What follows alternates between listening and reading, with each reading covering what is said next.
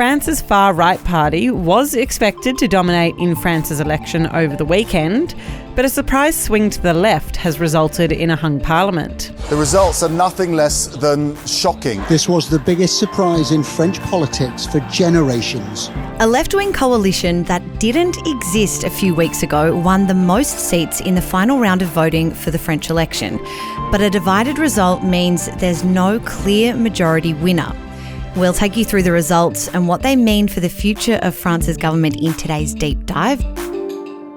Another day, another global election. Yesterday we were of course talking about the UK election and their new PM Keir Starmer.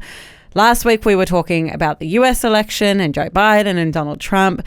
But today we have a new entrant into the global election scene, and that is France. It was a bit of an unexpected weekend with the election results taking many by surprise. Can you just start with explaining what the hell is going on in France? It's a good question. A good starting point. Over the past few weeks, as you've mentioned, we've basically been told to brace for a big swing to the far right in France's elections. But a coalition of left-wing parties ended up securing the most votes in the second round of voting over the weekend. And the reason this has come as a big shock to a lot of people is because it follows this recent trend towards the far right in France. So both at a domestic level during the first round of national elections and at the recent European elections. I do want to pick up on those European elections and run with that, because that really kick-started this whole process, the whole election process in France. Talk me through those. Yep, you're exactly right. So President Emmanuel Macron called a snap election last month. That came after his main rival, Marine Le Pen, led the far-right National Rally Party to its best ever result in the EU election. That election doesn't directly impact the composition of the French parliament at a domestic level, but the result is considered an indicator of the president's popularity, in this case, declining popularity. So he announced an election in light of that, and Macron told voters at the time that he had heard their message from the EU result and that he would address it with a vote. So it was almost this way for Macron to test the temperature. And obviously when he picked that thermometer up, he wasn't too happy with what it said. And it said that there was this movement to the far right. So then Macron calls this snap election. How did the rest of France feel about this? So something pretty remarkable ended up happening within French politics after we saw the far right win, or the far right ground that was made up in the EU elections. And that has gone on to have some pretty major implications. So we saw the emergence of a new coalition of parties, all from the left of politics, in response to concern around this growing influence of Le Pen and the National Rally Party. We've got this group of socialist, communist, left-wing alliance parties all working together in sort of really unlikely circumstances. But the socialist leader, Olivier Faure, he said only a united left could stand in the way of the far right. So this movement, this coalition, is called the New Popular Front. And as I mentioned, it's an alliance of left-wing parties. It's also got this party called France Unbowed included in it. Now, that's a party seen as kind of the most extreme far-left party in France. It's led by Jean-Luc Mélenchon, and he's seen as a pretty radical figure in France. He's been in politics since the 70s, but more recently he's been a really vocal critic of NATO. He's been calling for France to leave the treaty alliance for a few years. He's also been accused of anti-Semitism over recent campaigns, so quite an extreme figure in the French political landscape. So this left-wing alliance has emerged in response to this surge in the far right-wing vote in these EU elections. It is still a bit complex to understand, though. How does that impact what's actually happening in France? What happened then? Yeah, so it's complicated, but stay with me. The timeline essentially is... Only because you asked so nicely. European Union has elections. That's about the decision makers in the EU. So that body of European nations. But then that's seen as a temperature test of French sentiment and politics and this kind of swing to the far right. So the president says to the country, you seem to be keen on this far-right party. Of which Macron is not a member of. Not a member? No. So Macron is a centrist leader. He is part of the Ensemble party. That's a coalition of centre political parties. So Macron says to the French people, it seems like France is skewing to the far right. Let's go to an election and see if that's how you want your government to look here at home, domestically, rather than in the EU. So that gives us the French elections. Okay, and those elections work differently to how they do here. Yep. They're split up into 2 different rounds, right? Yes. So the first thing to say here is that we're talking about elections for France's National Assembly, its lower house. These elections, as you say, are held over 2 rounds to elect 577 members that make up the lower house. Only candidates who receive more than 12.5% of the votes in their electorate progress to the second round of voting. Yep. Round 1 essentially narrows down the field, and round 2 gives voters the choice between the most popular candidates in their electorate. I think this is the first and last time I'm ever going to use a sporting analogy, but it's almost like the heat and then the finals. Yes. Thank you. I was really proud of that You've one. got like a knockout round and then a final. Yeah. Okay. Well done. Thank you so much. And just before we go on any further, this election doesn't impact Emmanuel Macron's job in the very literal sense. His job wasn't up for grabs. Yep, his job was not up for grabs. This is a parliamentary election, and that's different to the presidential race. So Macron will be the president of France until 2027. His job might change in terms of how he's governing with less of a majority, or in terms of how he governs with a minority, but we'll get to that. Yeah. But unlike in Australia, as you mentioned earlier, Zara, the parliamentary system of France, it functions differently. We've got a president and a prime minister. The president is elected by French voters every 5 years. That's the country's head of state. They have control over foreign policy and defence matters. But this election did mean something for the prime minister of France. So that person is appointed by the president with the approval of the parliament, and they serve as the head of government. So we're talking about everyday governing and domestic policy matters. Okay, so I think I understand a bit of the lay of the land now. And just going back to our timeline, we've already had the first round, and then most recently we had the second round. What happened in the first round of the election? Yeah, so that was the 30th of June, round 1, where we had this historic turnout of voters. Turnout was estimated at 67.5%, the highest turnout since 1997. And interestingly, National Rally, that's the far-right party, won the most votes of any party. So they were seen to dominate in that first round. And that is kind of what we were expecting. It's kind of in line with what we saw in the EU elections. So it was this general trend. So what we were expecting. But it's also the first time that we saw a glimpse of NFP's success among voters. So that's the New Left-Wing Alliance. So they were formed recently after the EU elections. This is the first time we've put their popularity to the test. And NFP beat Macron's party, the centrist Ensemble party.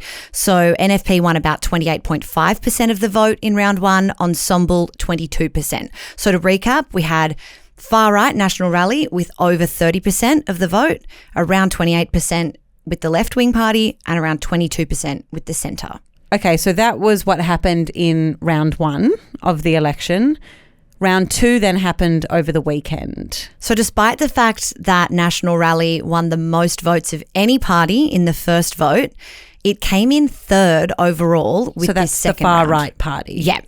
Sunday's vote actually saw the left-wing alliance NFP take the highest number of seats, around 180. So remember, there are 577 up for grabs. The party with the most votes gets 180. Macron's party picked up about 160. That's down from 245 at the last election, so nearly 100 seats lost. And the far right won about 140 seats. Okay, so it wasn't what the first round had necessarily indicated what was going to happen. It kind of flipped on its head. It wasn't the far right, it was the left-wing alliance. Did that alliance win enough seats to govern in its own right? So this is where it gets even trickier, because the short answer is no. 289 seats are needed to form a majority in the lower house of French Parliament. None of these parties are even close to that. So we've got the party with the most votes, that left-wing alliance, on 180. That's 109 short of where it needs to be. So many numbers. Okay. So they're far away from where they need to be in order to govern in an outright majority. So a bit of a hung parliament. Exactly. We've got a hung parliament. Now, in Australia, if we had a hung parliament, we'd expect to see the major parties doing deals and negotiating with the minor parties and independents to try and form government. But it's different in France because minor parties have essentially been amalgamated already into these three major parties. They're each coalitions made up of multiple other parties. So it's not like the Liberal Party and the Labor Party. We're talking about a bunch of different groups all coming together under the same banner. And that's a strategic decision that these parties have made based on their political leanings to kind of try and garner more seats to be a stronger presence. So even Macron's ensemble in the centre, that's a coalition of three centre parties. So there isn't the option for these players to kind of do those deals with those minor parties and independents. They just don't exist. Can they do deals with each other though? So if there's three kind of main alliances or broad umbrella groups, can, say, the left wing who emerged victorious do a deal with Macron's centrist party? That definitely makes more political sense than if that left-wing group were working with the far right. But commentators are indicating that it could be weeks before a deal is reached because no one has indicated that they're inclined to work together.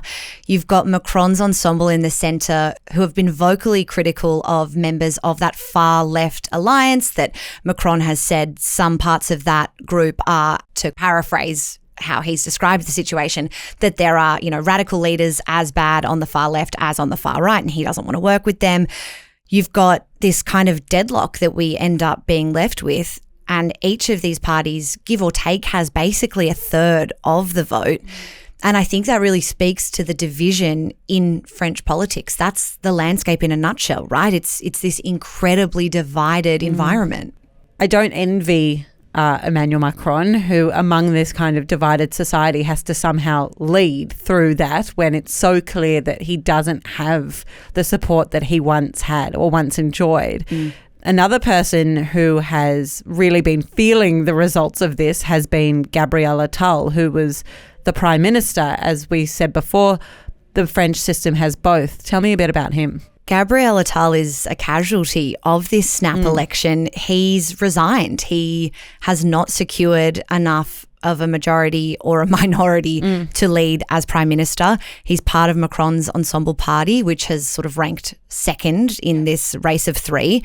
But he has suggested that he could remain in office throughout the upcoming Paris Olympic and Paralympic Games to maintain government, to sort of oversee day-to-day runnings in a caretaker kind of role. But he's gone. He's resigned, basically. Whether or not he sticks around for the Olympics, regardless, he will not be Prime Minister in the future. The French Constitution requires Macron to choose the next Prime Minister, though. And we have no idea who that's going to be. In a victory speech, Mélenchon, who is from that left-wing alliance, he's called on the president to choose a prime minister from the NFP, from that alliance, but it's not clear who that could be.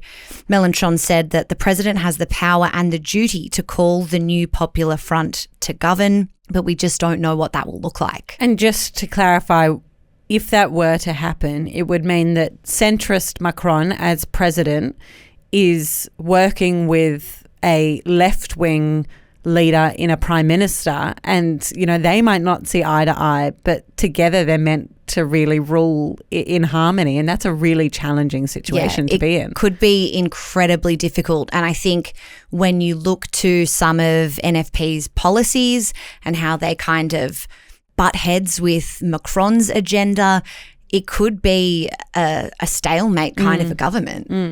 And what's the reaction been like among voters after this second round election? So if the lead up to the election was any indication of things to come, there's going to be a long road ahead in terms of uniting the French people. Government officials said that there were at least 50 candidates and activists who'd experienced physical violence in the lead up to the election. There was a spate of assaults, dozens of arrests, and a significantly ramped up police presence. Obviously, the far right has not ended up on top as they would have, liked, and also what the polls were telling us was going to happen. What have we heard from Marine Le Pen, who's the leader of that far right alliance? So Le Pen posted on X saying the tide continues to rise and our victory is now only delayed. So I think it's important to point out, while the far right didn't outperform NFP, there was still big momentum for the National Rally Party. They will be counting this as their best ever result in the lower house because it is.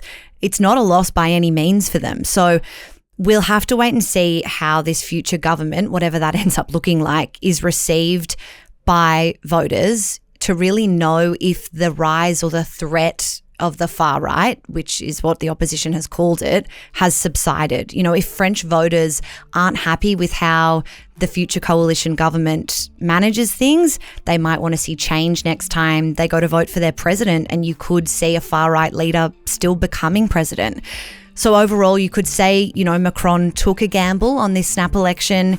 He has kept the far right at bay for now, but I don't think that this conversation is over by any means. We've got a really divided country, a really divided government, and the chaos kind of looks like it's going to continue. If that could be the theme of every general election this year, I think it would be at this rate. Thank you so much for explaining that, Em, and thank you for joining us today on the Daily Aus. If you learnt something, I know I did. Who knew that French elections were so fascinating? You can hit follow if you're listening on Spotify or Apple, and if you're on YouTube, you can subscribe so that you can always watch our video podcasts. We'll be back again tomorrow, but until then, au revoir.